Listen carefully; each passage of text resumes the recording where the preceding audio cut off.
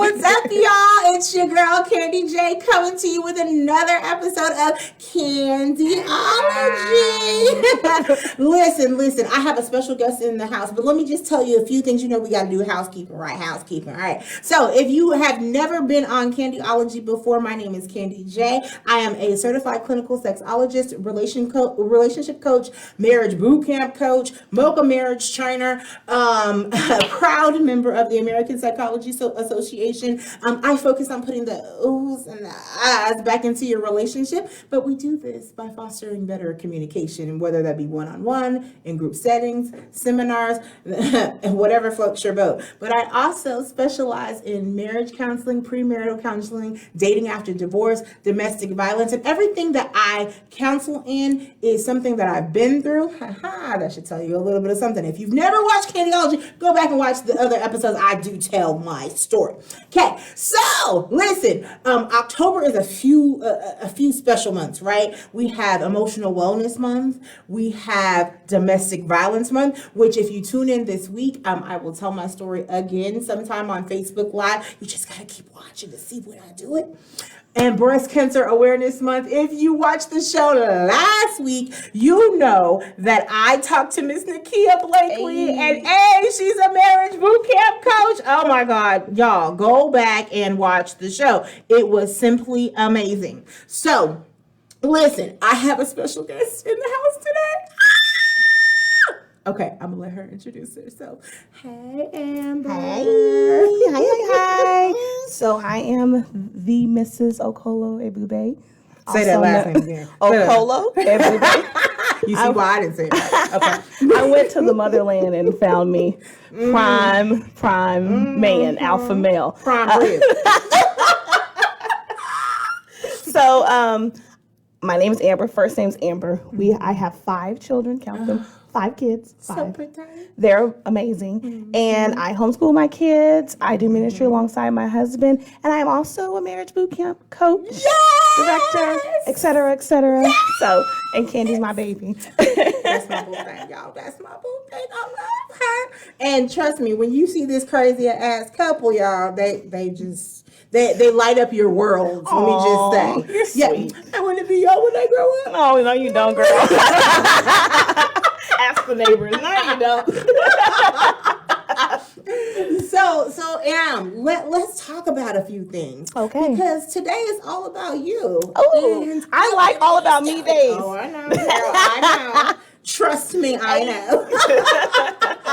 But so I just, for one thing, I think that if I start with this question and then we can work backwards, that's cool, right? So how in the world did you become a marriage boot camp coach? Oh gosh. Okay. So 2016, it starts with acting class. So Kim, my husband, started doing an acting class, and he made friends with a lady named Elsa, who told him about marriage boot camp. And so we actually went on a scholarship to the Life Enrichment course. And so we did that. Our marriage was fine, but we used to watch marriage boot camp on television and like pause it and be like, see, what they need to do is this and this. Oh, that's a good skill. We should try that. Like it was our free marriage counseling because we had all those kids and no money. So nobody had, it wasn't even the insurance part. It was the who gonna watch all these babies. Right. So we went to Life Enrichment.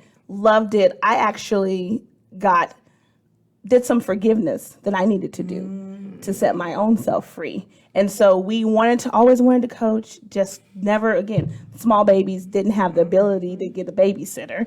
And so one day my husband was like, let's go to the retreat. So we went to the retreat, met Jim and Elizabeth. They became like our parents. We love them so much. And we just started serving immediately. So that was August, we went to Cancun. And then that September, that first boot camp, we were on it. So It all started from an acting class. Can you imagine that? Oh my God. And do you want to tell people who Elsa is? Elsa is Jim and Elizabeth's daughter. Absolutely. See, you see how God works? Exactly. You just kind of connect, right? Because Elsa and Olivia are very involved, but they're also once removed a little bit sometimes. But it's amazing to have them just be around and meet Jim and Elizabeth. Oh my God. So let me tell you something. I used to do the same thing. When I would watch the show with my ex-husband, we'd be like,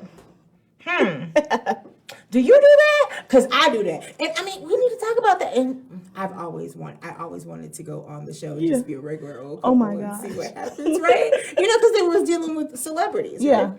So let me ask this question. Okay. You said you had to do some forgiveness. Now, if y'all don't know, boot camp is all about guided visualizations. It's all about therapy. In about 4 days, you get about at least a year or 2 or maybe 3 years Depends of therapy. On how jacked up you are. Absolutely. You might get 3-4 years of therapy in 4 days. Yeah. But you said you had to do some forgiveness. Who were you forgiving? My mama. I love you, mommy. Sorry. I needed to forgive you. It goes back to what I thought I was going in. We'll get into at some point, but I was actually trafficked from 3 to, and it's kind of hard because it was a repressed memory and I didn't really get into it, and my brain wasn't ready to tell me until I was 19. But I had to be around 2.5, 3 years old to about 5. And so the reasoning is because my mom and my biological dad got a divorce. And so I moved to Tyler, Texas with my grandparents. And the next door neighbor actually molested me. Full, the full go round. And he would bring people in, which is something that my brain was like, we're not dealing with this until later on. So I thought I was going in to forgive my mother for that situation. She was in Dallas, whatever. But when we got to the root of it and we did all the hard work, and I was a person, you know how you work with those ones that will not forgive? An hour later, like I had 2 boot camp coaches, and I was like, forgive who for what? Later. Exactly. The whole SpongeBob. They had to bring a third coach in that was a woman, so it was 2 of my male coaches, and they could not crack me. And then they had to bring a woman in to speak to my mama heart and tell me, you need this freedom for your own daughter. So I ended up realizing I needed to forgive abandonment. And it had nothing to do with the sexual molestation. It was me being 1.5 years old and not being with my mom and feeling like I was. And I get now as an adult why my mom had to make that decision. She was going through her own mental health issues. She was doing therapy. She checked herself into, something so that she could get healed. But as a 1-year-old, you don't understand that. So I had to actually work through and see it from my mom's perspective as a woman to woman, and not daughter to mother. So when I got that shift, it changed everything. It changed how I talked to my husband. It changed how I was in fear parenting, always afraid of doing something wrong. And it changed how I related to my mom. Because then I could see her as a woman and have that forgiveness and that compassion of, I don't know what I would do if I had a husband that was cheating and I just left. And I had these 2 daughters and I was on my own. I don't know what I would do. So that's what I had to forgive. And now, my mom's like my best friend. I talk to her every day. She's my buddy. Oh, that's so dope. but so let's go back. Since you've already brought it up. Let's go back. Tell us how that happened. Like, you said your mom you left her. I mean, she left you with someone else? With my grandparents.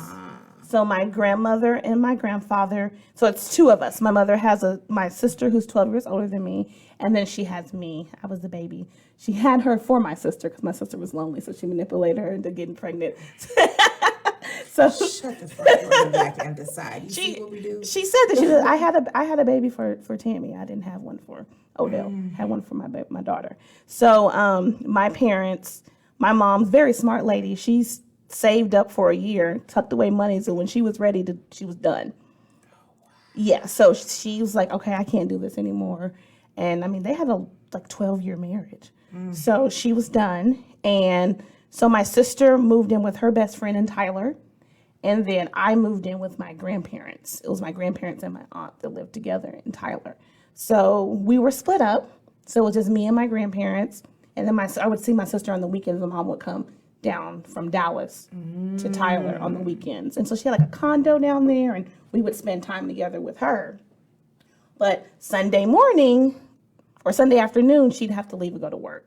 And that was hard because she has come tell mama bye. And I'm crying and snotting and feeling like I did something wrong. So that is how I ended up in Tyler with the best grandparents ever. They spoiled me. They called me the baby. And they were, excuse me, like I'm still the baby in some family. Like, that's the baby. 12 years later, here I come. So, but our next door neighbor was he's not here anymore, but his name was Pete. And he was like my grandfather's friend. And so that generation, overly trusting. And you know how predators are. They're going to make friends with the people that have the little girls or the little boys or whatever fits their fancy. Right. So he would watch me, babysit me. I'd go over there. He's a single man, older gentleman, probably 50s, 60s, around the same age as my grandparents. And they trusted him. And so I would go over there, and you know how grooming starts, little by little, until it's full on, like he's raped me kind of scenario. So, how old were you when this happened? I believe about 2.5, 3, because there are some of the memories that I have of like vernacular or talking through stuff. It's very childlike. So I had to be about 2.5, 3 years old around that time. So from 2.5, 3 to, you said 5 or 6? So how did this stop? Well, 2 ways. One way, this is where I get all spooky and go into the Jesus moment. I was outside playing, and then this, I believe, was an angel. Random man comes to me, had a smile that was just a warm smile, and looks at me, and he goes, you don't have to go over there. And I was around, I don't remember, still 4 or 5. I had just given my heart to Jesus upon those little knock on the door. Hey, you want Jesus? And someone's like, Jesus is going to live in your heart. And I thought like a little Jesus was in my heart with like a little couch and everything, like a real Jesus in my heart. And I would just say, oh, Jesus, do you like it? I was a little girl. But I remember, even though I didn't feel like it was right, I just wanted it to stop. And so the person told me, you don't have to go over there. You can stop. And I was like, oh, okay. I knew what he was talking about, but I'm like, how? Like as a kid, I'm like, it's random adult. I didn't think about it that way. And then I did something that alerted my grandparents to thinking that something had happened to me. They called my mom. Mom went to the doctor. Doctor told her I had been penetrated, and they kind of cornered me. Does anybody touch you? And I'm like, because I'd been threatened at that time. And so I just kind of shelled off. But then they started watching a little bit more. But what really stopped it was his granddaughter found out where he lived. This is like all within the kid's mind. Like it's happened. I don't know. Again, the timeline is hard because I was little. But I just remember her coming in the living room, like asking to come in and saying, hi, I'm Pete's granddaughter. And I noticed you have a beautiful little girl out. Do not let her go over there. He has been in prison for molesting me and some cousins and all kinds of stuff. Wow. Still, no one ever connected the dots. I think there was a little bit of denial that Amber was one of the children that he might have taken advantage of. But my mom did not know I was going over there. But my grandparents, once they heard that, they were like, okay, she can't go over there anymore. But by that time, I was threatened that you say anything, I think he pulled a gun out. It's like, if you say anything, then I will shoot your mom. Wow. So that is how everything stopped. The first part was God saying, hey, you don't need to go over there. You don't have to. And then I started kind of like not going over because it was just sick. I would go over there every day because that's what I was trained to do. Right. And so then I remember not going over there as often. And then very shortly afterwards, the lady came over and was like, you do not let your granddaughter go over there. And that's what stopped everything. So going forward, how did you deal with that trauma? I suppressed it. So from that time, I kind of was like, okay, whatever. I went on with my life. But I remember like kissing boys or holding hands. I'd always get a stomach ache. And I thought I tied it to religion. God is mad at me. I'm going to hell because I kissed that boy. And then now I know it was just a trigger for me that I had subconsciously buried it. So 19 years old, I had a boyfriend that was very toxic. His father touched my back. And he was a very fair-skinned man. And he's touched my back, or it was my boyfriend's dad. So he was like, hey, Pops, whatever. It would never bothered me. But that day, I was just like, do not touch me. I got sick to my stomach. I got like flush. I was like, what the heck? So then I was like, why? You know, when your brain, you start asking yourself, why did I freak out like that? And so I called my mom and I said, hey, Mom, did anything ever happen to me when I was younger? And she's like, I will be right there. Meet me at the house. I'll be there. So I get there and she sits down and she tells me the story that I told you about going to the doctor. And I remembered that. I was like, oh, yeah, I remember when that happened. And then I went to go do my hair because I was going to go out or do something. And then the memories just like flash, like you see on television, like memory. Like that's what happened to me. And I went to my mom. I was like, it was Pete. And she just broke. Oh my God. She just broke. She just started crying. She's like, I felt like it.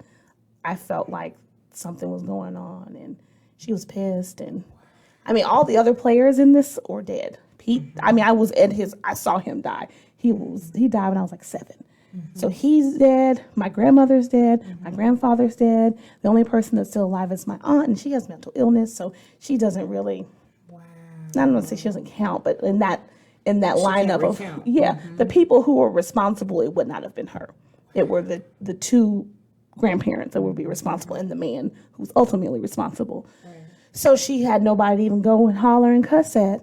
So then that started with my resentment towards my mom. Just acting out, doing things that, I mean, I ultimately regret, but just lashing out. And then having to have God just walk me through everything step by step by step and showing me that he loves me and showing me that I'm a treasure and walking through that. And then I was at the moment, I was like, F dudes, y'all gonna give me anything. I don't want nothing. I don't want no relationship. Give me that money. Like, that was me for a few years. So, I mean, that was your coping mechanism. Absolutely. Yeah, I mean, I was kind of like that for a long time before I even, like, from like 16 to I got pregnant. Oops. And then I was like, okay, I can't be a hoe and a mom. So. So wait, let's talk about that, because you said you can't be a hoe and a mom. Did you have your hoe phase? I don't like to call it a hoe phase. I like to call it, I was doing what I was okay, so my best friend in high school was on the basketball team. So I would sit with him at lunch, and I would hear all of the stories. And I would see the boys who looked so happy with their little girlfriends, but then how they would talk about those girls. And I was like, y'all don't want relationships. These girls think they're about to get married and have babies with you, and you're not even at that space. So that was like, okay, well, I don't want to be with a boy more than 2 months. Oh. So I would talk to him. Some I'd play with and some I wouldn't. But I was just not in that space of, I want a relationship. I want to be married to you. Right. Because I felt like you're doing it to us. So then I had a serious relationship, but he was cheating. So I was like, I'll cheat too. If you're going to have fun, I'm going to have fun too. So that's why I was like, I don't know if it was a whole phase or if it was like, because I feel like the player phase, because boys get called players and girls get called hoes. Oh, I think they're hoes too. Yeah. So I was out in these streets. But do you think that was a result of your molestation, or you just think that was just... I think it's a mixture of both. I was taught subconsciously that sex doesn't matter. And then it was affirmed, because you know how the enemy, like God has his little plans, the enemy has his plans as well. So it was affirmed with watching these boys do their thing. So, okay, it doesn't matter. And I knew that I wanted kids. I've always wanted children.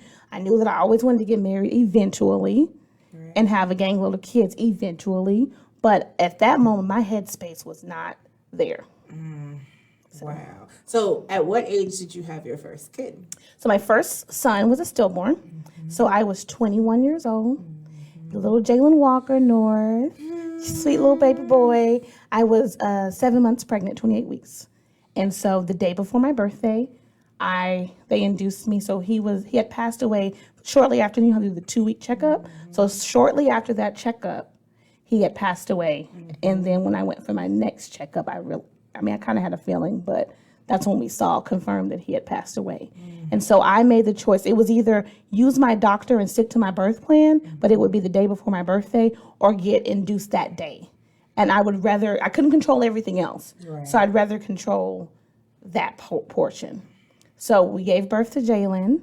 And then shortly after, I got pregnant with Miss July, who's the sunshine of my life. Right. And guys, this is also Infant Remembrance Month as well. Oh. So be so much hurt right now. My brother was born stillborn. So every time I think about it, I always think about mothers that go through that because my mom had 2 stillborns and they made her push them out. One of them, they made her push him out. And then the other one they just took. And then she had 3 or 4 miscarriages. So I think about all of that during this month too, because people don't understand this happens in real life. It's real life, not on TV, and it's something that traumatic that you have to deal with too. Yeah. But luckily, you got who next July? Little Miss July, who was amazing, and shout out to MEND. It's an organization actually local in DFW that helped me through. Just because, like you said, no one talks about it. Right. And there's so many different, there's stillbirth and there's miscarriage and there's all these other things that you don't even know unless you're unfortunately in that world that no one wants to be in. Right. But Miss July, who also, I was in preterm labor with her around that same time. So from 28 weeks they took her right at 36 weeks. I was in bed rest, having contractions. And my sweet husband, who wasn't my husband at the time, he was just a friend, I would have a breakdown or argument with her biological father's mom, and then maybe 5 minutes later he's texting me this prayer. Like, he was such a good support system and such a good friend. And he didn't even know he was helping his future baby. So, right, that part. Okay. So let's talk about stories. Let's talk about it. How do we meet Okim? So this wonderful, amazing husband that she has. Hey, Okim. So I was pregnant with little Miss July. Rewind. Her dad was. My husband doesn't like for me to call him trash, so I won't say that. But her dad was. I said it without saying it. Her dad was not the best, which is a lesson to the young people out there. Be very careful who you have casual sex with, because that person might get you pregnant, and that might not be a person that needs to be the father of your child. Absolutely. So I was engaged to him, and he was in the Air Force, and he was not treating me well, and he was stationed overseas. And so if I had married him, I would be overseas with him, not treating me right, with a mother that was, I call her a wife mother, who was not treating me right. And I would have no support system. None of my friends that I love so much, I'm still friends with, none of those people will be around me. And I would just be with him mistreating me in a completely different country. And so I prayed. I said, God, I need to know if this is what you want from me. So I went to church that Sunday, and the mother of the church prayed. And I was like, I have this engaged. And I wasn't even showing with July yet. And she goes, oh, let's pray. And then she's like, Lord, this is before he got stationed over there. But she was like, Lord, I pray this is not for you. If this is not the man that you have for her, that you'd send him far, far away. And that even if there are children involved, that won't be a factor. And I was like, oh, okay. Next day, that's when I find out he's overseas. He's going to get stationed overseas. I was like, and you know how we're stubborn. So I was like, well, maybe that's not a sign. So, exactly, dumb. Just dumb for no reason. So fast forward a little bit, he just was not calling me. I'm pregnant with your child. We've lost one baby. And I just honestly, in his defense, I do not think that he was ready for a child. Right. And so I called it off with him. And then as soon as I did that, it was like a switch. He just became evil and just mean. And so I remember I was at the dorm with my best friend, and I'm sitting there talking to her. She worked in the office, and I'm sitting just like this in my bed. The desk is up high. And so she's there, and I'm here, and my belly's hidden, and we're just talking trash about men. Men are trash. Why they cheat when they could have a good thing like me? And da-da-da-da-da. And so in comes this man, tall, big old lips, chocolate, 6'5", legs and arms at that point because he hadn't gotten the muscles. And I just go, can I ask you a question? Now, I'm very extrovert, if y'all can't tell. But my husband is very, reserved, unless you take him there, because when you get to know him, he's a party. But he's very aloof. And so here comes this random black chick, like, can I ask you a question? He's just looking. He's like, what's the question? And I was like, I don't remember exactly what I asked, but it was along the lines of what I said. Why do men who have a good thing, why would they cheat? And so he's talking, and he's like, by that time he found out my name. He's like, Amber, all men are not the same.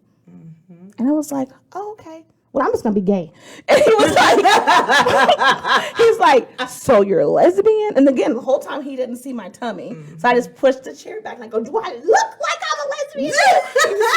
Big old, huge belly. He's just like, whoa. And then you see on his face, he's like, I just got to an interesting conversation today at AC Hall. But after that, he found me on Facebook. And there was one time I was just feeling really bad. He took a picture from my Facebook of me just being pregnant with July. And he wrote me this beautiful poem, just encouraging me. And he wanted nothing from me because I was pregnant and he was straight A student, graduated summa cum laude, like very straight laced, like much like he is now. And he just wanted to be my friend. And so eventually, after I gave birth, it got really bad with July's father, where my parents, the nurse had to tell my dad, I was in the hospital like having contractions, and they had finally got me stable enough to go home. And this person's mother called me and stressed me out. And I'm screaming at her over the phone. And I just started going to contractions again, and it just lights up, and the nurse comes in. She's like, what's going on? She's like, hang up the phone, right? Shout out to nurses. Right. Hello? He's like, hang up that phone right now. I was like, yes, ma'am. And my dad comes to pick me up. They had to stabilize me again. But my dad comes to pick me up, and she tells him, and I don't know this till later, but my dad says she pulls him out to the hallway. She goes, I don't care. I don't know who that was, but you need to cut all communications off. This baby is going to die. And so they put me under lock and key. If you needed to talk to me, you had to call my mom's phone, my sister's phone, or my dad's phone. So that he could not get in contact with me for a couple of months. So then I gave birth to July. I got my phone back, and he's just like, hey, Amber. He pops up on Facebook. I didn't know beforehand. I posted a real cute picture. You're like, feeling cute, whatever, with my little glasses. And he was like, oh, she's cute. So then he starts Facebook stalking me. Like, oh, she's cute. Is that booty big, or is it just the way she's ordering it? That booty big. That booty big. So he pops up literally on the little Facebook Messenger, and he's like, Amber. And I'm like, hey. He's like, what's going on? I was like, oh, I had a rough time, whatever. He's like, can I get your number? I was like, sure. So he calls me, and I'm like, hello. And he goes, is that your voice? You sound like an angel. I was like, yes, my voice. And we talked till 4:00 in the morning. Yes. But rewind before that, while I was pregnant with July, I had been going to this prophet, and he'd have like Miracle Mondays. I mean, I couldn't do anything but go to church, because even driving to the grocery store would cause contractions. Sweeping would cause contractions. I was like, well, I'm going to go be encouraged. And so I call it my season of prophecy. So he would prophesy over me. Your husband's coming. There's a man for you that loves the Lord. It's going to love your daughter. Y'all are going to go in the nation and preach the gospel together. Like, spot on. And so I'm like, okay, whatever. And I just remember after I've given birth to July, I went on a 3-day fast. Like, the only thing touched my mouth was like a toothbrush. I went on a 3-day fast. And at the end of it, because I felt like I was crying to God, because I felt like I was still in love with my daughter's father, even though I didn't want, it was like a soul tie. Like, I wanted to be with him, even though I knew it was bad. And I just like, this is not from God. So I went on a fast to break that. And I remember after it, I just sat down and I was like, God, I love you. And I promised, because what I had done was put men in God's spot. Right.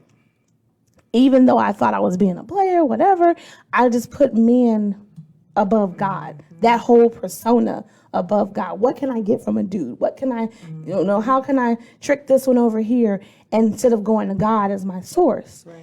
And so I said, God, I promise you I will never, ever, ever put a man in that position again. I will always keep you as God. But I'm lonely. And I miss dates. And I miss late night chats. And I miss the boy bringing me flowers. And I want that. And I want what I saw my stepdad, but he's my dad. I know that I was one. My dad do for my mom. I mean, I never had to put gas in my car. I was in college, and I was like, Daddy, how do I put the gas in the tank? Because every Wednesday and Sunday night, he'd get every car and go put gas in it. Oh, He'd give my mom flowers. Anything my mom wanted, my dad made happen. And I wanted that for myself. And so I went to a New Year's Eve where the prophet had like a New Year's Eve thing. And he was like, "You're looking gorgeous, girl. Your husband's coming soon." And I was like, "Okay, like Jesus is coming soon?" Okay, all right. And then I didn't know that at the same time, Kim had gone through a fast. And he was like, "I'm ready for a family. And by this time next year, I'm going to have a family." And so it was just a perfect orchestration of he was ready and I was ready. Absolutely. And we came together and we talked from 4:00 in the morning. And side note, I did not want to marry an African man. My dad used to make fun of me. Like, "You're going to marry African." I'm like, "Go to hell." And I slam the door. And I'm like, "I'm never marry African." Because my aunt would work for Africans, and that person in particular was very rough. And I was like, "I never want that." And so when I told my dad, "Hey, Daddy, so I like a boy. I'm going to bring him to you. He's African." Oh, he laughed. He laughed. So he still laughs about it so hard. Because, I was like, never. Don't you ever tell me that. And here I am, married to married to an African. But how did y'all go from those late night talks to... we knew within 2 weeks we were going to get married. See, y'all? See, wait a minute. Because I've had several guests like, that can't happen that fast. Yes, it can. If it's God orchestrated. Exactly. Yes, it can. Exactly. It was totally a God thing. And I had so much peace. Beforehand, I was 15 dating this boy, and God's like, "That man is not who you're going to marry. Your husband's on the other side of the world." And I was like, "Okay, whatever. I'm crazy." Okay, God. And maybe Europe, but not African. And so we started dating. Well, we went on a date, and he does a very gray thing where I'm like, "Are we friends?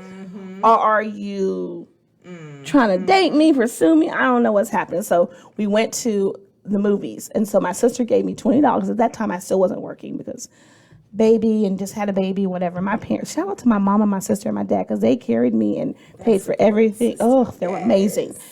So she gives me $20. She's like, "Okay, Amber, just in case this is not a date, you can buy your own stuff." So I walk in and I'm dressing like it's a date. Like, you gonna see me in my glory. The hair is popping. I think my hair was really long at that time. My hair was long. I had my heels on. I had this little cute outfit, my little liquid leggings. I was ready. So I walk in the door, and my husband will tell you, he shut the door and he saw that button. He was like, "It is now a date."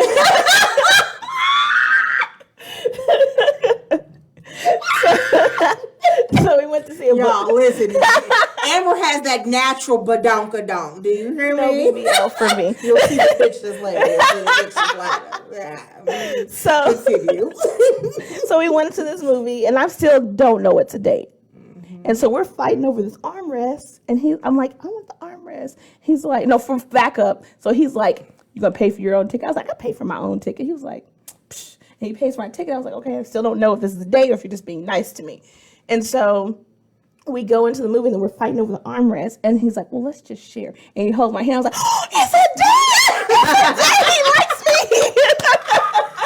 So I snuggle in, and then he slides his hand trying to touch my butt, and I was like, no. I'm thinking he's a good little boy that's trying to test me, see if I'm holy or not. I was like, no.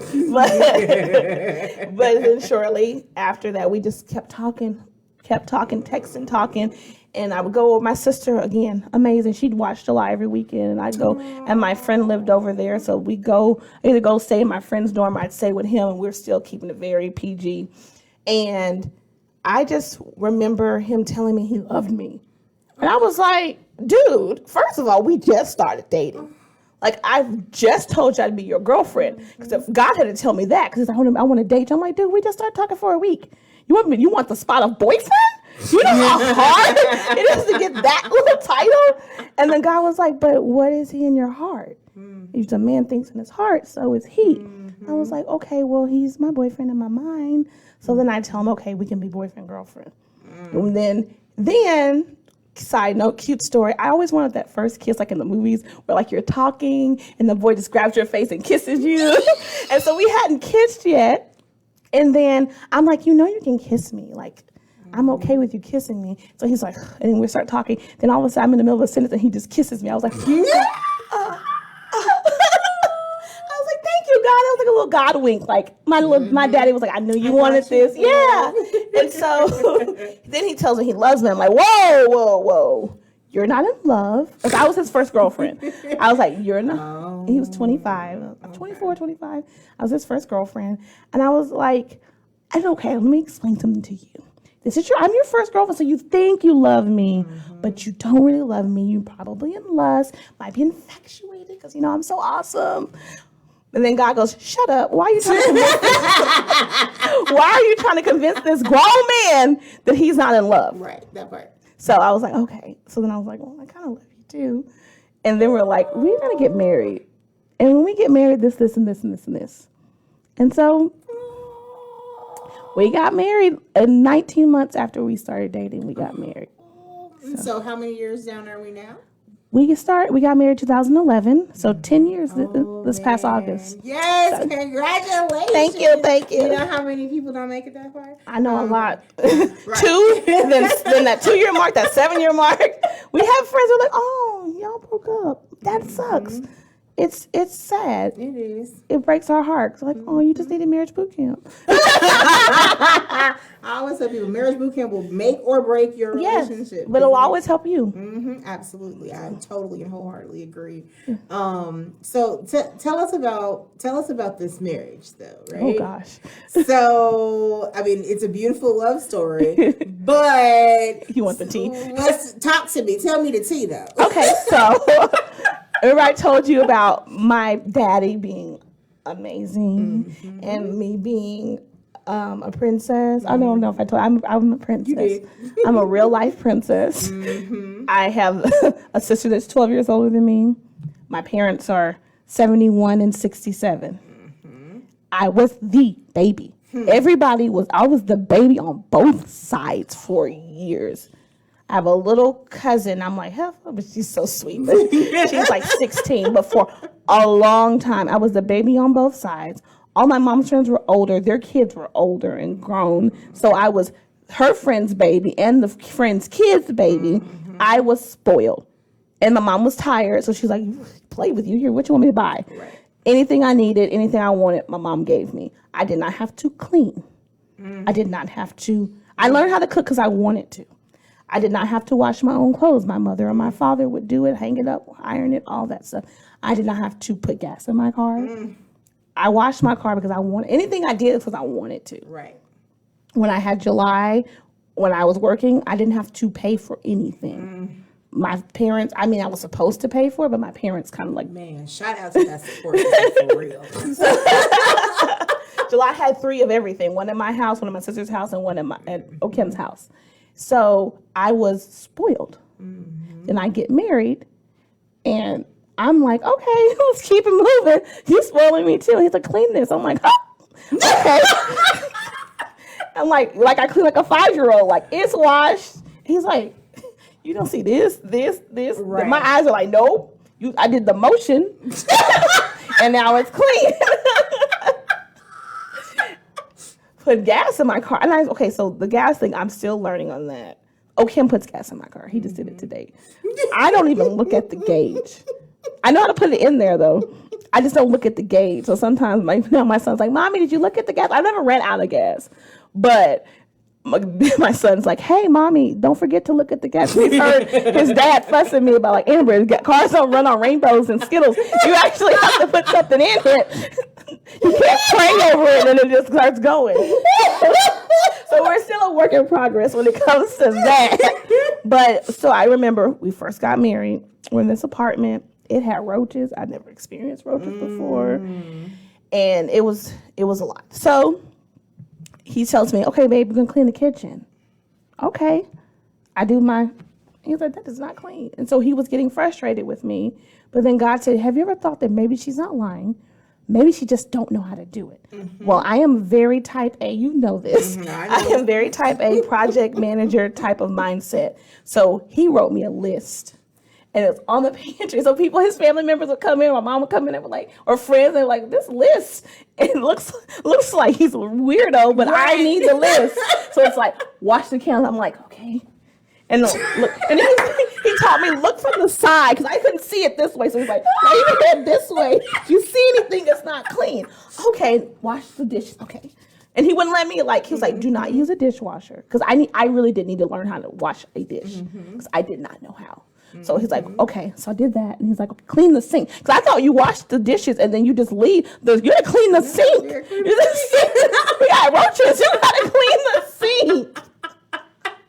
So I'm like, okay, sweep the floor. All right, sweep it again. Okay. Because he knows me. I'm like, he's like, I saw that you could like sweep when you see the stuff, then you have to just sweep the whole floor. Right. I didn't know that.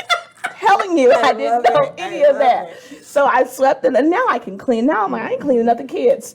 y'all clean. But that was the way he had to. It sounds weird, but he had to raise me in a lot of areas because I just didn't know. And then the brain of someone who's been sexually molested at a certain age. There's literal brain damage there. So he had to be very patient, and the Lord through the Holy Spirit teach me. And there's a lot of ways where my husband has healed places where I did not feel treasured. I did not feel like I mattered.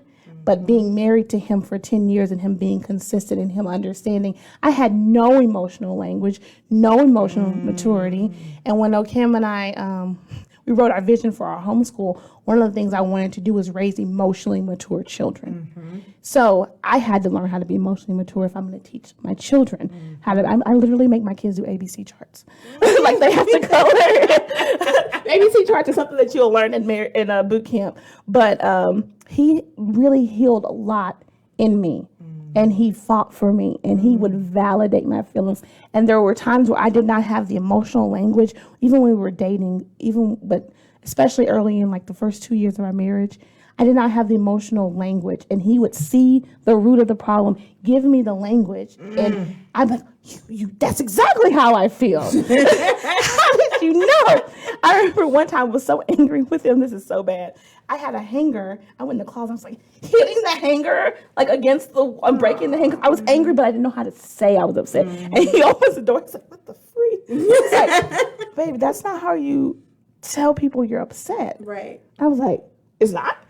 Because that's how when you've been molested and there's nobody around you, or your biological dad's not treating you a certain way, or your mother is working and you don't have anyone there to help you teach you those things. I had all the stuff in the world, but I didn't have what I needed, someone to train me.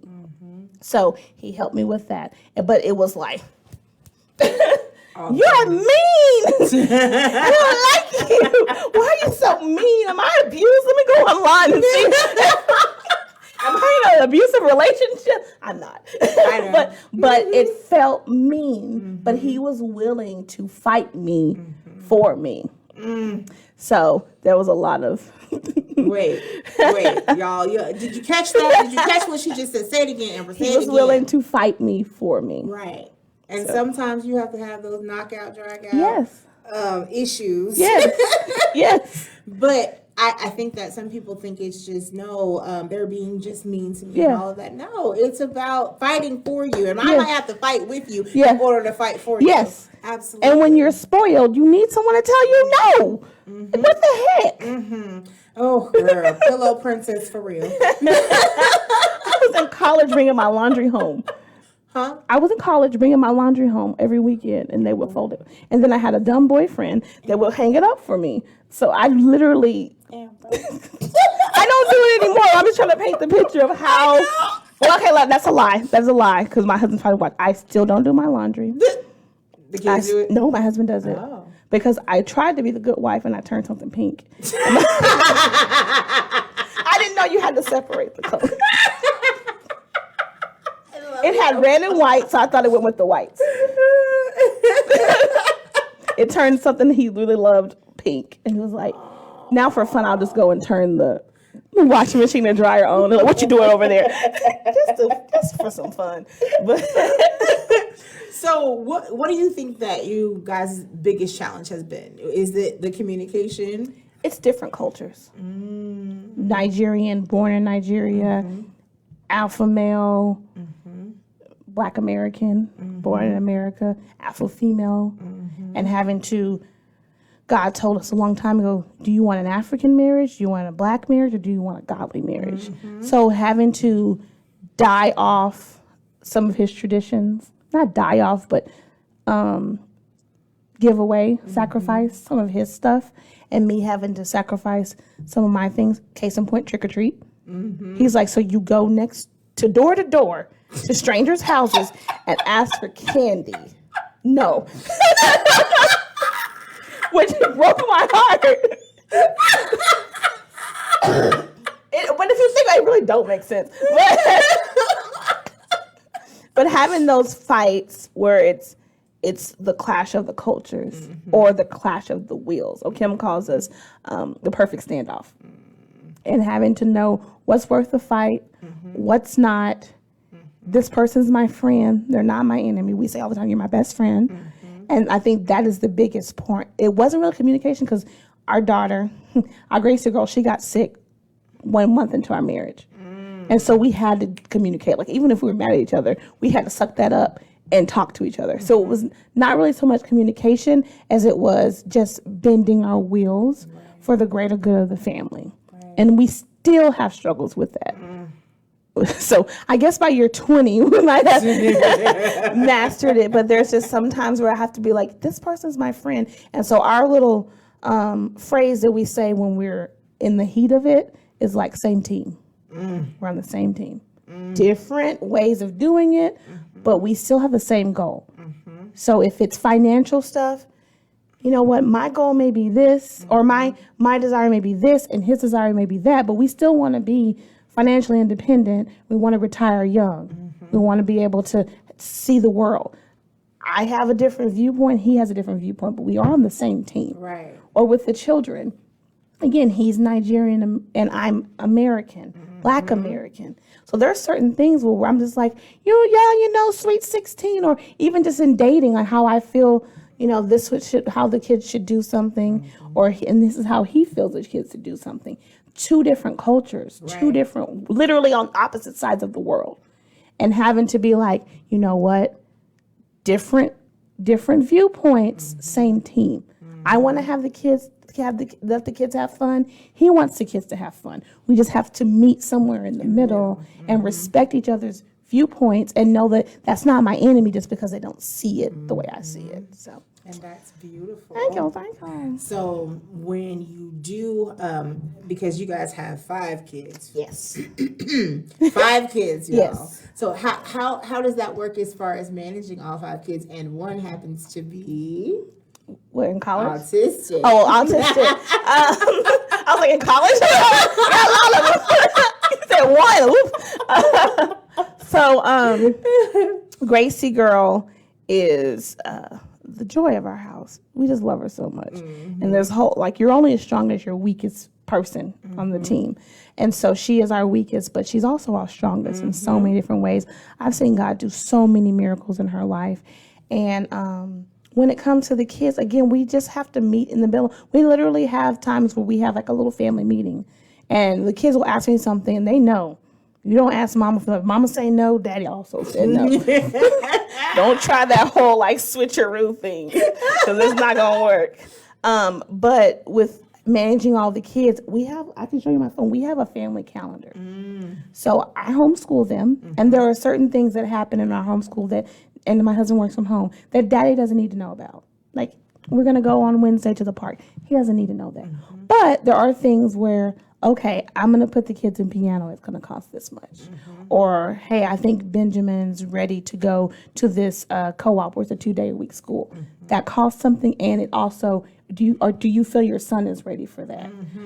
Or, hey, okay, so Tasia has these 5 different full ride scholarships. So how I slid that in there. I really think the A&M is the best choice for her because of this, and this. And so that's where I bring it to the table. Or he does it because I do like more of the kid stuff and he does more of the financial stuff. So he'll say, hey, Amber, you know what, I want to give this amount of money to this ministry. I don't care what phone company we use. I don't care, about what mortgage company we use. That's his stuff. Hey, here's this spreadsheet. This is how much money we spent. This is how much money is in 401k. This is what I'm thinking about doing. I'm thinking about taking this money and moving it to this. Those are the conversations that I need to be involved in. Absolutely. So if the kids are doing something or I'm doing something that's going to, like this, for instance, put it in the family calendar. I submit a request. He wants to go do something where it requires him to be out of the home, and I got all these kids. He submits the request with the bribery money that's attached to it. Because that has to happen. You need to slide it quick 100 if you want to be gone for 2 days. So, but then we meet in the middle and I see, this is, and we write. I mean, it's like you would do for your job. What's the description? In that little note section, I'm going to do this, this, and this, and this. This is what the schedule's going to look like. So just being very clear. That's why I said communication is not necessarily our issue, but having those points where, this is my lane. This is your lane. But when it crosses over, putting it on the calendar and then sitting down and be like, okay, I got like 5. Like, okay, I just got like 5 requests for the month. This was one of them. So I'm like, hey, this is what we're doing. And then he would put yes. And if he says no, then it's like a conversation of, okay, why did you say no? Well, I have this meeting. Or there were, before the pandemic, where he had to go in the office for certain clients. He'd put that on there because sometimes the kids have therapy or different things that I need to know that you're not in the house. Right. So that's kind of how we manage it. Always keep communication open and respect each other's time, which I sometimes have a problem. I fail in that sometimes where he's at home and I assume he's going to be at home and I'm like, I'll be back. And that's not, that's not it good. Wasn't on the calendar. Exactly. And he will say it's not on the calendar. Or if I go over budget, I need more money out of my not allowance, but my little section. Like, this is my money. This is my house money for groceries or whatever. Okay, I need to dip back in the pot. Okay, well, I need to see what you did with that money, and I need to see what you're planning on doing with it, because now this is a non-budget item. So you have to run, I think, because we run our family like a business, it helps a lot. We were just having, on Biga, we have this men's panel that happens, and it's just men talking about all of these different things. And we were talking about how the women were basically running the financial side of things and making sure that you guys talk about all of that. And so your household is the opposite. Yes, because he's the grown up, right? And so many scenarios, he's the wife, and I'm like, if you look at your friends, my friends are like, my husband. I'm like, I am actually your husband. I'm gonna speak on behalf of all the husbands, even at boot camp. I'm like, let me speak on his behalf because I'm him. That's too funny. Yeah. So do y'all schedule sex? Sometimes. Sometimes. If it's a busy week, I'm like, you know what? Put it on the calendar. I'll send him an invite with an emoji with the eggplant. So, sorry, love. We were also talking about that too. I was telling people that sometimes in therapy, I have to tell people, you need to schedule this sex. At least have, if you want sex 7 days a week, that's not realistic, right? So do Tuesday and Thursday, or Monday and Wednesday. It's on the calendar. Don't mean you can't get freaky the rest of the week. It just means I know on Monday and Wednesday, this is my time to go bend it over and oh, okay, yeah. Or meet me in the bathroom. Yeah. So funny. I'm just saying, if it's a necessary thing sometimes. Exactly. So, with busy lives and with 5 kids. Hello? She just abandoned. Oh, you're rude. But as we get ready to close out, because our hour has gone by so fast, and we could be talking about something. Of course, you got to come back now. Okay. Christine actually was like, we should have all the girls come back. That'd be so much fun. Absolutely. That would be. We might have to do a 2-hour special. Because we won't shut up. Because we have all these different opinions. But, if you could give one piece of advice to married couples and to anyone that has been molested, give me those 2 things. What would you say to them? For both, it would be the same thing. Trust God. Because the one thing that I've learned about God that I had to deprogram from growing up Kojic, Church of God in Christ, shout out. While they gave me a wonderful foundation in some things, they gave me a lot of falsehoods when it comes to God. To understand that God loves me deeply, more than anything, more than my parents. Like the Bible says he literally numbers the hairs on your head. I love my kids. I don't love them that much to count their hair. I do not care that. I promise you I will go to 3 and be like, I don't care enough. Barely can comb their hair enough time. So I don't really care that much. But he's the only being that has been with you from conception to now. And he knows, the Holy Spirit knows just what to say, just what memory to bring up, to communicate to you what it might take me 30 minutes to say, he can do it in a second. So trusting God and understanding that he does love you, irregardless of what you've done, irregardless of, even if you're still in sin, whatever, even if you're still making mistakes, he still loves you and cares about you, and he's your best friend, and he's rooting for you. That is what has gotten me from healing from molestation. Understanding God didn't cause that. I wasn't bad. It was a choice of someone else, and God just walking me through healing and walking me and chipping away and chipping away and chipping away. That's what got me whole.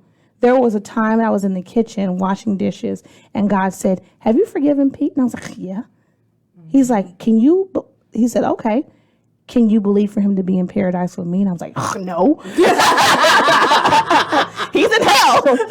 But true forgiveness, I'm not saying it excuses anything, but true forgiveness releases them all the way. Right. And not wanting the punishment. Right. And so for me to walk, that was like, I was well in my marriage at that point. Absolutely. And so that was something that God had to walk me through for my own healing.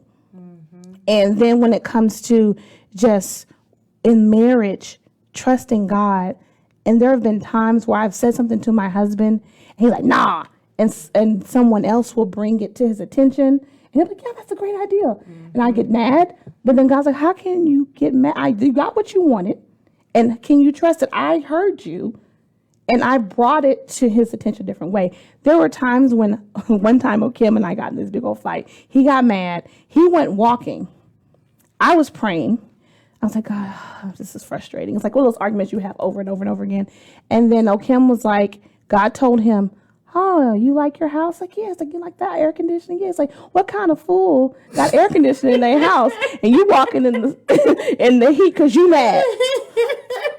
So if you trust God and you put God in the forefront and you seek him first, everything else is added. And it sounds cliche and all that, but I'm living it. And I've had a good life so far because I've trusted God. And when it didn't make sense, I just leaned into him more. So that's my advice. Absolutely. And that was beautiful. Yay! I love you. Well, guys, listen. So next week, I'm doing 2 shows, right? Next week, one of them will be Facebook Live. We won't be in the same studio, but we'll be talking about domestic violence. And she is a 3-time survivor of domestic violence. And like I said, I have my own story. And if you've been watching Candyology, you know some of it, but I'll tell you again, just for the opportunity to share and testify for someone else and to help someone else.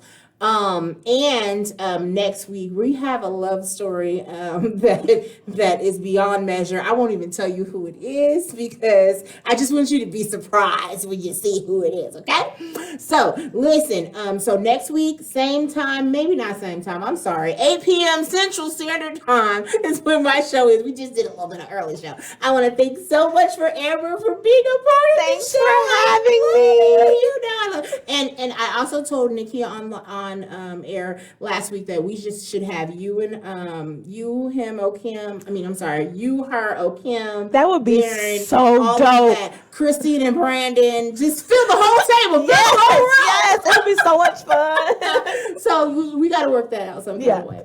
But guys, send an invite on the calendar. Right, exactly. Invite on that calendar. Oh gosh. So listen, thank you guys so much for watching. You've been watching Candyology, Love, Sex, and Relationships, and I will see you next week. I'm wishing you love-filled days and orgasmic nights. Have a great day.